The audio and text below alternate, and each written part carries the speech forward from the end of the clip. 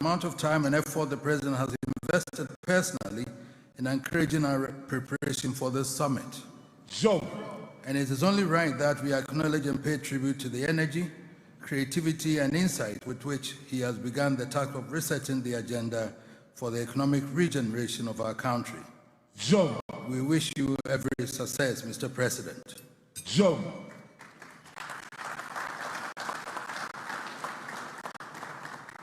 We have assembled together as stakeholders and industry experts to tackle what must be one of the most pressing issues facing not just Ghana, but many other countries in Africa. Namely, how to guide the critically important mining sector moving in a direction which allows us to curb its negative effects while maximizing benefits. It is an awesome feeling to be able to assemble such a glitter of global power, knowledge, and expertise. It is a testimony to the fact that the issue at hand is not only of concern to Ghana or even the continent of Africa, but it is of equal concern to the world at large. This explains the collaboration of the World Bank, the World Gold Council, the African Free Continental Trade Organization, the London Gold Bullion Association, the Dubai Group, and other international institutions in this summit. We are most grateful to all those who have made this possible.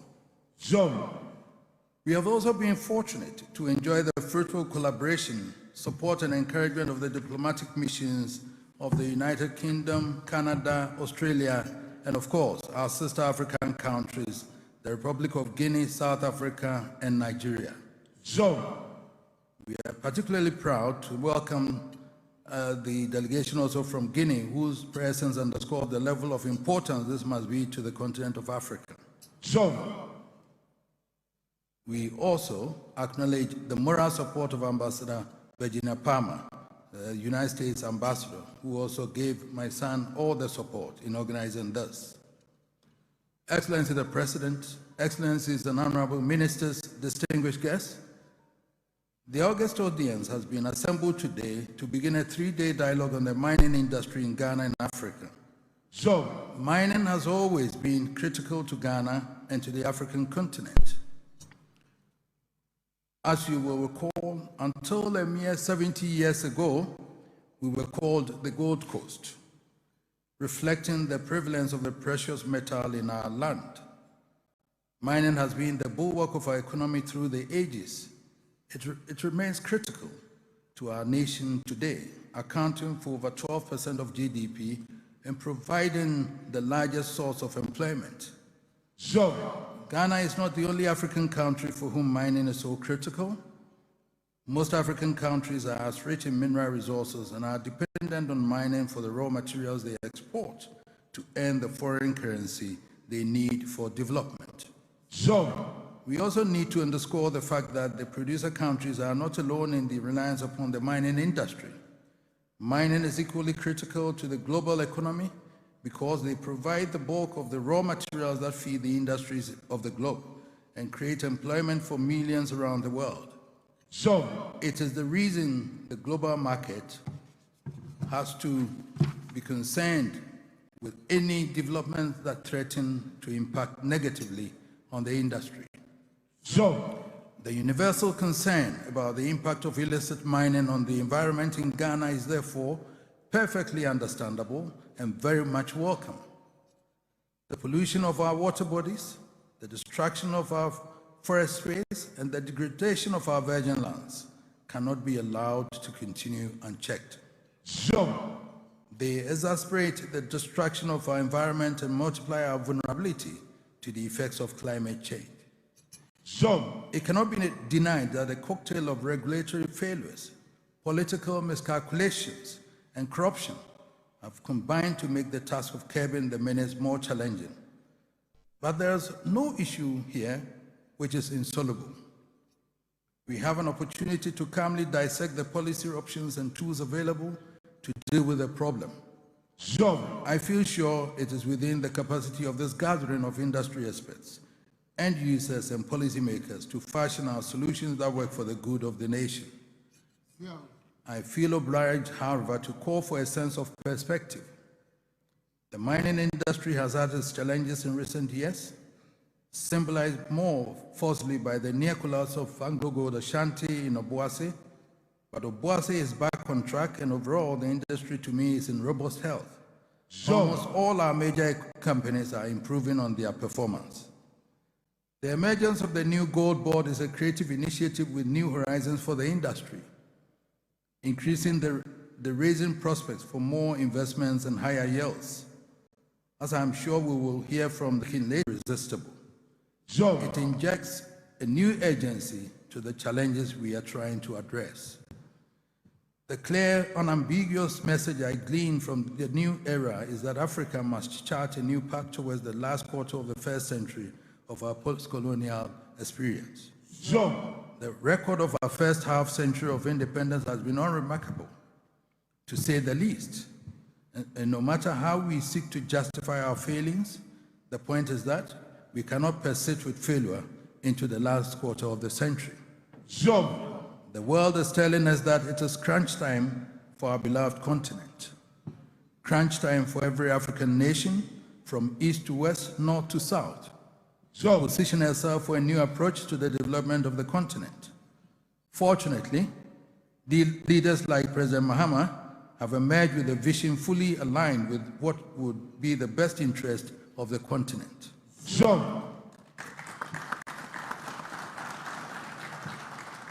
The opportunity to hear the President spell out this vision today should give this assembly the extra dimension to set us on a new level.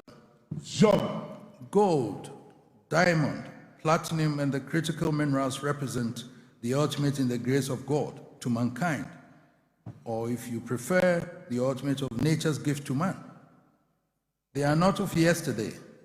They've been since the beginning of time and have been arguably the most powerful tools in the evolution of economic development and in world creation for nations as well as individuals. It has been Africa's pride that God has been extraordinarily generous to us in the richness of resources with which the continent has been endowed. These resources are the core of world creation and the economic health of nations. So logically, if we can get the production and mismanagement of these resources right, we should be well away from the poverty trap. This is what we seek to explore with this dialogue. Two critical questions moved us to embark on this exercise. The first question: how is it that in the age of science and technology, our generation should be saddled with all the carnage of illicit mining, and the nation appears helpless to beat it? The second question: with all the resources with which the continent is endowed, how is it that Africa continues to wallow in poverty and want? Our people constantly at the mercy of foreign philanthropy. In the answers to these questions, I hope this assembly will open a new page in the African narrative. We do not need to belabor the point that gold, silver, and all the precious metals of the mining industry have been with humanity since eternity. The book of Genesis account of creation in the Holy Bible tells us, and the gold of the land is good. And so it has been through every epoch of human history. The majesty and power of King Solomon was best reflected in the grandeur of gold. At the birth of Christ, gold, silver, and fragrance, gold, silver, and fragrance were precious gifts the three wise men brought to the blessed Mary. The pharaohs of Egypt were garlanded in life and in death in the glow of gold. Indeed, every empire known to history rested in great part on gold. And in the industrial age of our time, gold has been the foundation upon which the wealth of nations have been built. Through every phase of this evolution, gold has been extracted from the depth of the land and refined by fire in the furnace. Everyone in this room knows that the process of extracting and refining the metal has never been hazard-free. Indeed, every mining process entails a degree of hazard which cannot be dismissed. But then, The mining industry has always had processes to mitigate the hazards and protects the environment. And my brother, Dr. Samjona, can tell you this. Today, at the global level, it is fair to say mining is safer than it has ever been. And the main operators in the industry in Ghana are no different. They are as efficient and as safe as any other country. So frankly, the ongoing struggle over illicit mining in Ghana is deeply depressing. It is depressing because the destructive effects are so obvious it beggars belief that there should be any pullback on efforts to combat them. And it is depressing because there are alternatives in the acknowledged best practices that offer greater benefits to the affected communities. Probably the most costly effect of illicit mining to me is the distraction from the real challenge we face, which is how we maximize the benefits of our noble heritage. We have to be true to ourselves and admit that we have not done a good job of representing and protecting ourselves in the competitive global market. Sami, I thank you very much on this one. Through the mining industry and then gold in particular has been pivotal to our economy over the years. When the statisticians tell us that mining has contributed an average of 12.3% to GDP and being the largest employer of labor in Ghana, they seem impressive. But how many of us, policymakers as well as social thinkers, have tried to assess the true value of the resources we dispense?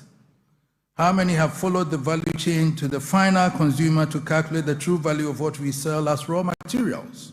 The most cursory analysis should tell us that what we proudly exalt in our statistics is only a pittance of the true value of the resources we deliver to the market. The real wealth flows from the value which is added along the so-called value chain. But we are painfully excluded from this juicy portion of the value chain because the industries in the manufacturing process to whom we sell the raw materials are only located in the already rich countries. In this scenario, it is impossible to deny the contention that some sweat to egg out of crumbs. Some sweat to egg out of crumbs while others cream the milk. Indeed, even the gold market has been characterized as split between the golden rich of the end-use world and the gilded paupers of the produce nations. This world of inequity is untenable and unsustainable. Admittedly, this is a much broader issue encompassing the entire structure of the global economy. But because of its commanding posture in the divide between the North and the South, the mining industry is in a position to act as a catalyst for change. If we acknowledge that this inequity is at the root of ever-widening gulf between an increasingly impoverished Africa and the wealthy world, it should down on us that we may be storing the ingredients for social disaster and disorder with catastrophic consequences, possibly sooner than we realize. And if we are seized of this danger, then we owe it to ourselves, to the industry we are devoted to, and to posterity, not to look the other way, but to grab the nettle and move the dial in a new direction. The gold market can show the way. It can show the way by encouraging the titans of the market from London to Dubai, from Zurich to Brussels, to invest in partnerships in producer countries for the establishment of manufacturing industry that will give them the capacity to add value to their raw materials. It may seem on the surface a curious request to make seeing this world, this would inevitably lead to the industrial world having to cede or lose a substantial part of their market share of manufactured goods. But that is precisely what needs to be done if the world is to contain the consequences of the inequities of the present. Continued social instability in Africa needs volatility, feeds volatility on global markets, which cannot be good for any investor. An economically strengthened Africa can only be a bulwark for market stability, which must be what the doctor orders for the investor. What has occupied my mind as I watch the warning signs is the necessity for the process towards the necessary reversal through genuine collaboration rather than divorce. I think it is in everybody's interest to reduce the heightened risk of doing business in Africa and encourage a greater willingness to invest in productive enterprises on the continent. Last year, I had the privilege of addressing the Citibank Group in London, and we urged the international finance community to be less risk-averse towards Africa, but demonstrate a greater disposition to work with the private sector to strengthen their capacity to move the economies upward. The long history of productive collaboration puts the mining sector in a position to be an example of the mutual trust we need going forward. Indeed, the cherished friendships within the Gold Council encourages me to dare to think that we can work together to herald a new era of equity and shared prosperity. I thank you very much.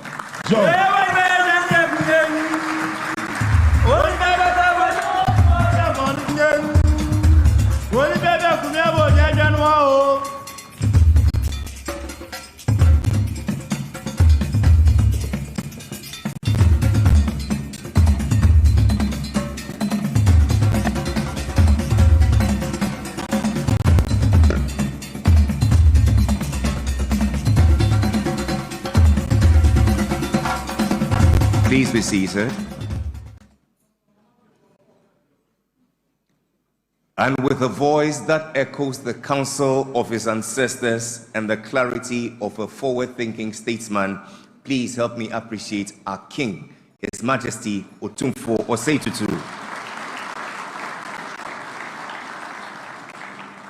We thank you ever so much, our King, for those wise words, which now set the tone for another foundational address on tokenization. Gold without borders, tokenization and the next chapter in African trade.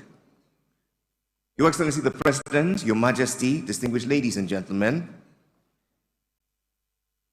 to him, gold should no longer be just a mineral. It should be a digital key to financial inclusion, cross-border wealth, and Africa's rightful place in the fourth industrial revolution.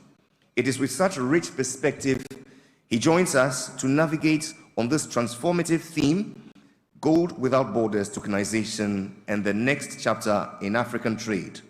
The Secretary General of the AFCFTA is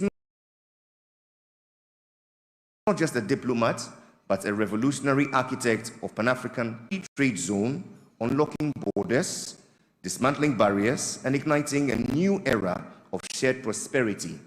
With the coming into force of the protocols on digital trade, women and youth in African trade being the first of its kind in the whole wide world.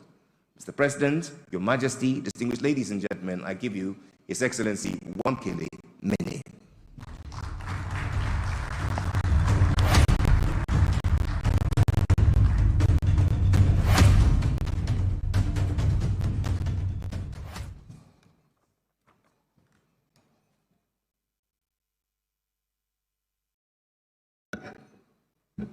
Your Excellency, President John Mahama, President of the Fourth Republic of Ghana,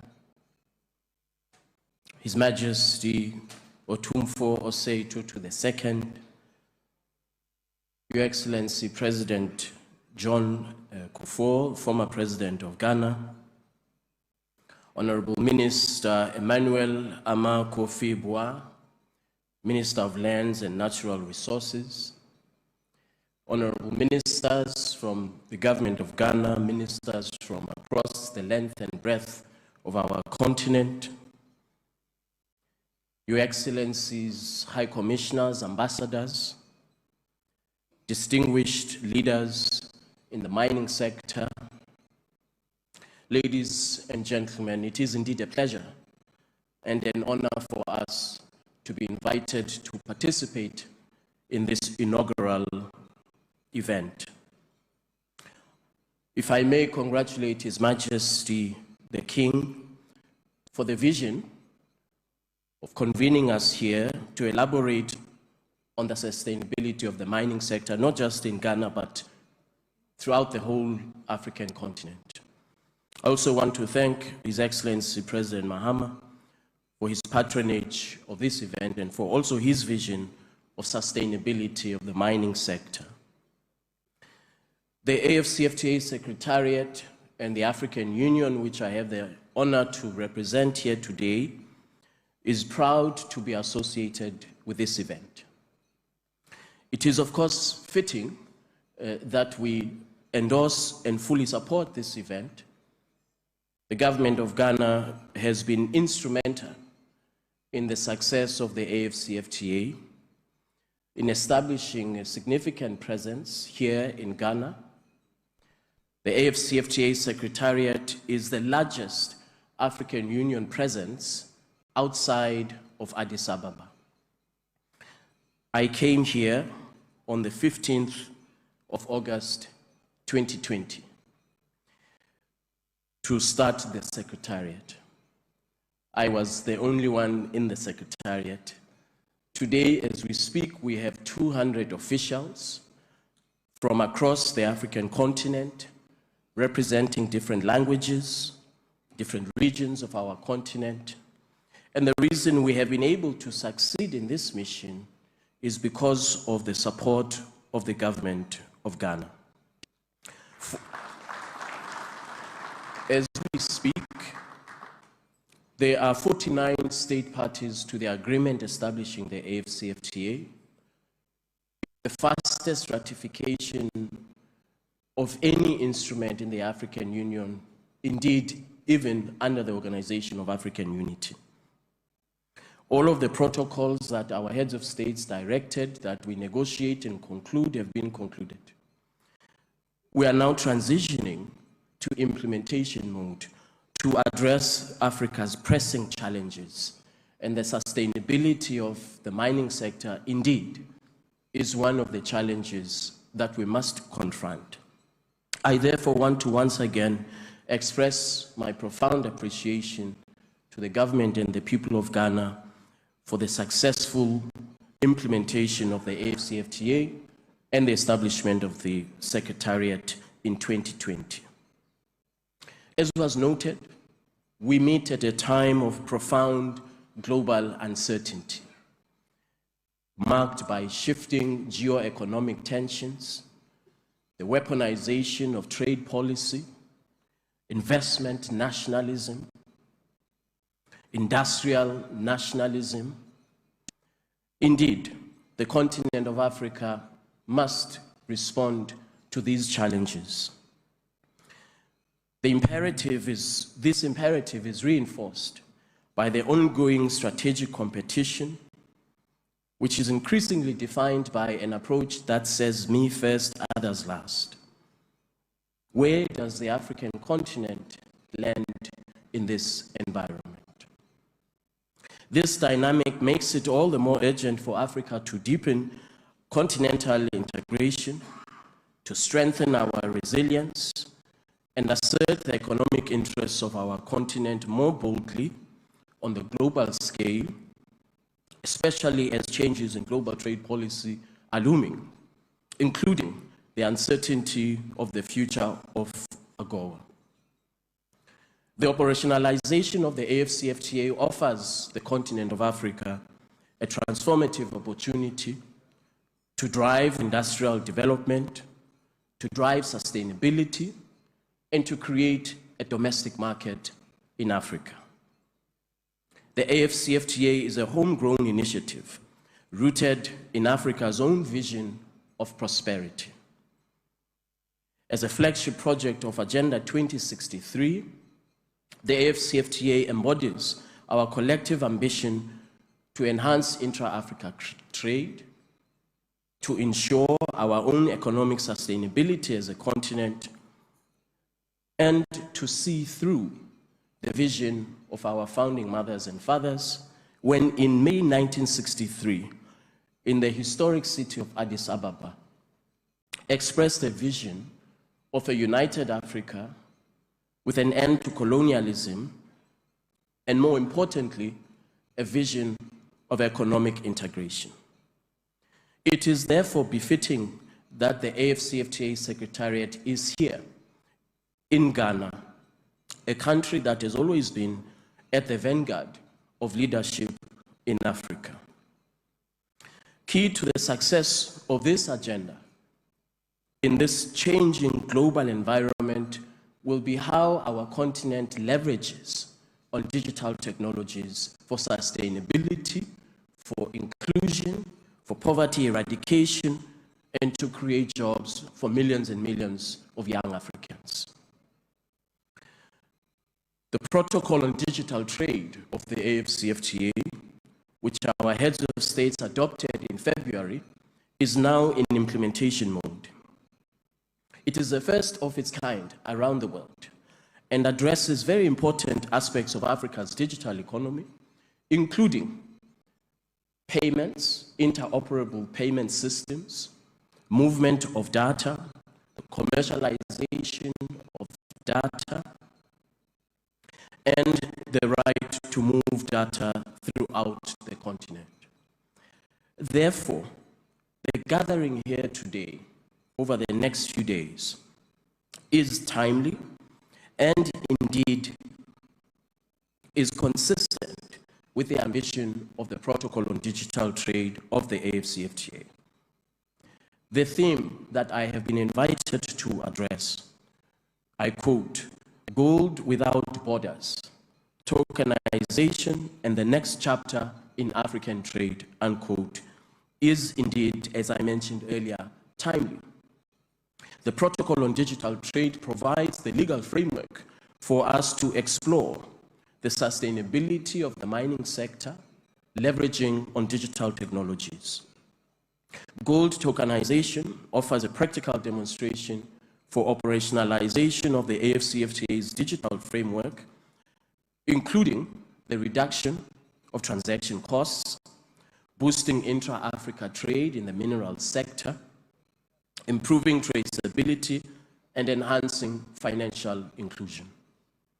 This not only reinforces the AFCFTA's commitment to value addition, processing of our minerals here on our continent, and the rules-based multilateral trading system born in Africa, but also serves as an example of the forward-looking, inclusive innovation and inclusive innovation that all of us must champion throughout our continent. And so as we gather here today, permit me to state the obvious. We are not gathering to elaborate and discuss and dialogue on gold. It is about redefining the future of trade, particularly in the digital age, and it is about redefining the role of the mining sector and gold in particular in Africa's digital economy. The AFCFTA Secretariat is indeed proud to be associated with such a forward-looking event. This event, I am sure, will build on the momentum of the recently successful Digital Trade Forum, which was hosted by the President of Zambia and the AFCFTA Secretariat in May 2025. The forum reaffirmed Africa's digital potential. The political commitment is there, the investor commitment is there, and of course, our young people who are at the cutting edge of Africa's digital economy are ever ready to seize the opportunities that the digital economy presents to all of us.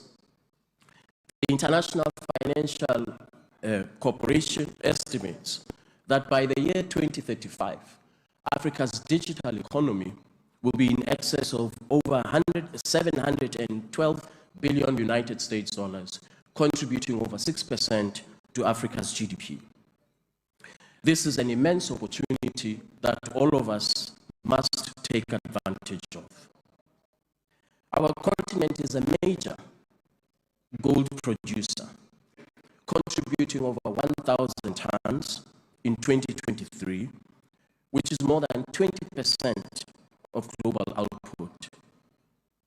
This represents a significant source of wealth with and small-scale mining, particularly here, Despite this, up to 40% of Africa's gold remains undeclared, with an estimated $30 billion smuggled annually. This deprives governments of vital resources, of vital revenue, and undermines ethical sourcing and limits miners' access to finance. Therefore, tokenization offers a way to transform the structure of the gold industry. By representing physical gold digitally on secure blockchain platforms, tokenization enables traceable, near-instant cross-border trade in a secure manner.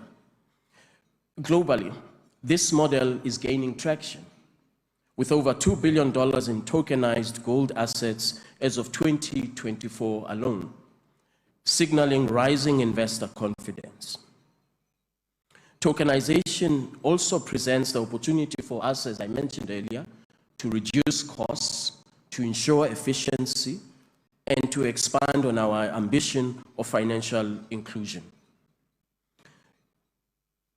Now, if I may turn to the instruments of trade that can be offered by the AFCFTA as we transition the gold sector to align with our digital economy. The AFCFTA has local content rules, or rules of origin as they are called in trade speak. This shall enable the industrialization of the sector and shall ensure value addition and processing takes place on the African continent. The utilization of rules of origin to advance industrial development of the mining sector is a low-hanging fruit in our view, which we must take advantage of. There are various initiatives around our continent which indicate that more than ever, the continent of Africa is ready to take advantage of the digital technologies as they relate to the mining sector. Here in Ghana, the new Ghana Gold Board is introducing blockchain-based tracking to formalize production and reduce and eliminate smuggling. We see similar initiatives in South Africa, in the Central African Republic, across our continent, where digital technologies are deployed to advance on our ambition of industrial development, job creation, and competitiveness. These initiatives signal a decisive move beyond extractive models towards a future where Africa's gold is traceable, digitally tradable, and offers opportunities at inclusion. As we look to the future, the promise of gold tokenization is clear, but there are risks that we have to be aware of. To realize its full potential, we must proceed with due diligence, foresight, and collective action. Here's the good news. We are not starting from scratch as a continent. With the AFCFTA, we already have in place, in Africa's trade legal, the foundational legal tools that are required to advance on this ambition. I therefore urge all of us gathered here to consider very carefully all of the trade instruments and the trade tools that are available at our disposal as we seek to champion the sustainability of the mining sector, and gold in particular, in this era of Africa's digital economy. With 49 members of the African Union having ratified the agreement establishing the AFCFTA, a market of 1.4 billion people, with a combined GDP of 3.4 trillion United States dollars, the AFCFTA offers an opportunity to scale not just industrial output in the mining sector, but also to scale productivity, investments, and offers legal certainty and regulatory clarity that I am sure will attract more investment. believe we stand at a defining moment for our continent. As we navigate the turbulent global economic environment that all of us find ourselves in, on the face of it, which may appear as a challenge, actually is an opportunity for our continent. It is time that our continent redoubles, that we redouble our efforts at trade liberalization, investment liberalization, and creating opportunities when we process our own minerals, value addition of our own minerals, and attract investment in the mining, in the processing of our mining. While progress is visible, the challenges also remain. Therefore, our resolve to shape a future where Africa's resources uplift all of its people, and again I wish to emphasize leveraging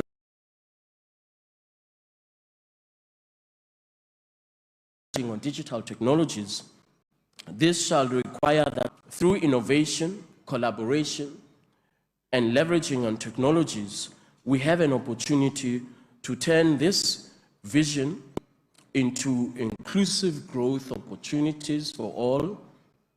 Tokenization presents that opportunity to build a secure, transparent, and integrated mining sector where value is created, retained, and shared here on our continent.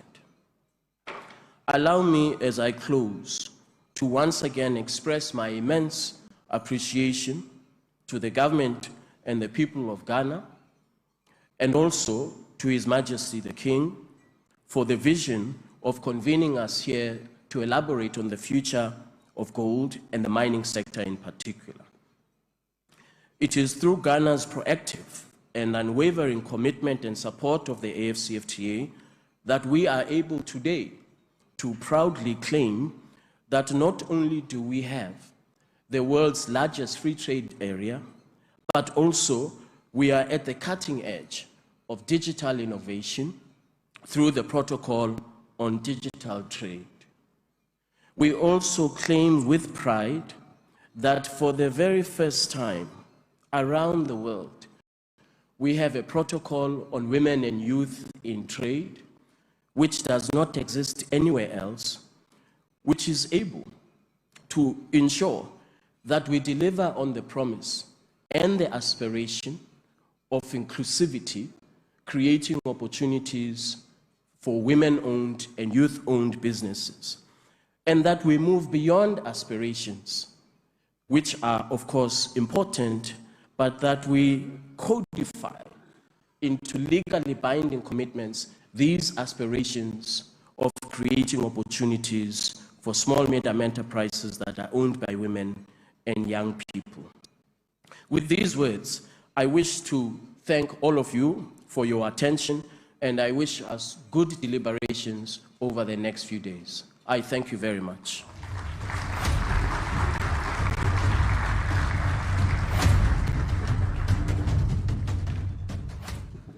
Wow.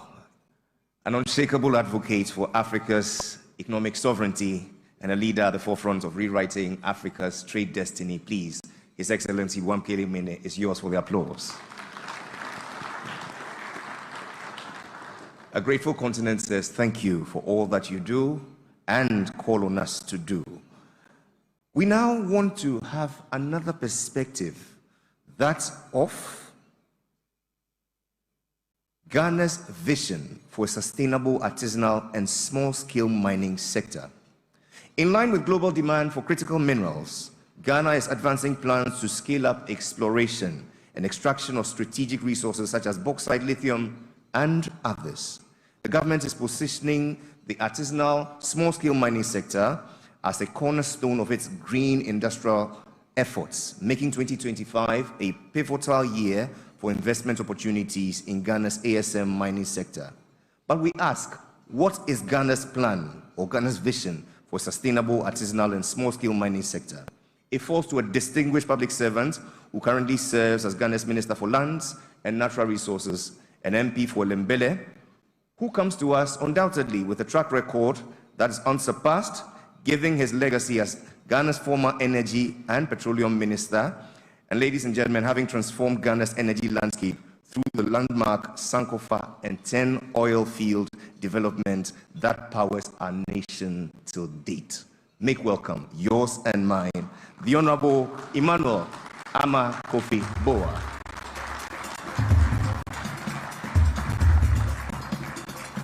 Thank you.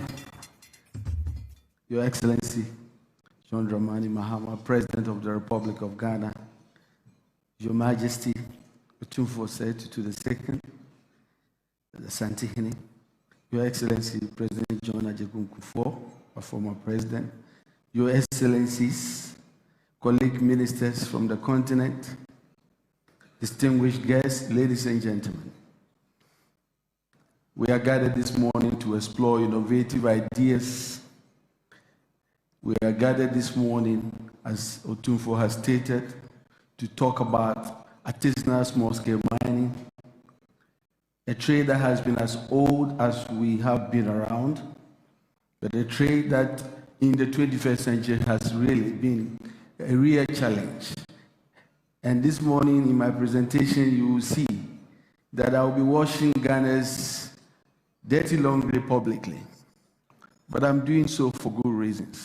I'm doing so because we are all convinced that we have to chart a new way forward to ensure that artisanal small-scale mining will be done responsibly and sustainably.